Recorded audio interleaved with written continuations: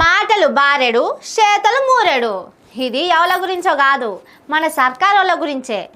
మా అంత మంచిగా పని ఎవ్వరు చేయరని చెప్పుకుంటారు. మేము వచ్చిన కాంచెల్లి నిమిషం కూడా కరెంటు పోతలేదని గప్పాలు కొట్టుకుంటారు. కానీ చూడుర్రి తిప్పలు ఎట్లున్నాయో. ఇది సిరిసిల్ల జిల్లా గంభీరావుపేట మండలంలో ఉన్న మల్లారెడ్డిపేట. వీళ్ళేం చేస్తున్నారని చూస్తున్నారా? ట్రాక్టర్ కు జనరేటర్ పెట్టి మోటార్ నడిపించి పొలానికి నీళ్లు పెట్టుకుంటున్నారు. ఈ వానాకాలంలో కూడా ఎంత తిప్పల పడుతున్నారో చూడుర్రి. మొన్న 10 రోజుల కింద వానలు పడ్డాయి కదా, అప్పుడు వరదొచ్చి కరెంటు పోల్లు ఇరిగిపోయినాయట, వైర్లు తెగిపోయినాయట. 10 రోజులు అయిపోతున్నా గాని ఇప్పటిదాకా కరెంటోళ్ళు వాటిని చక్కగా చేయలేదట.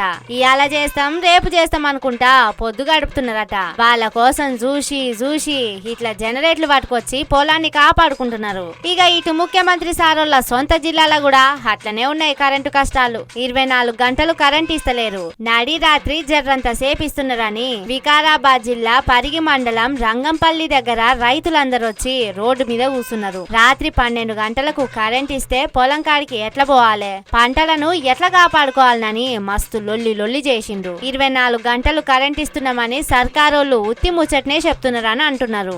చూసిండ్రా, సర్కారోళ్ళ మాటలు ఒక తీరుంటాయి, చేతలు ఇంకో తీరుంటాయి.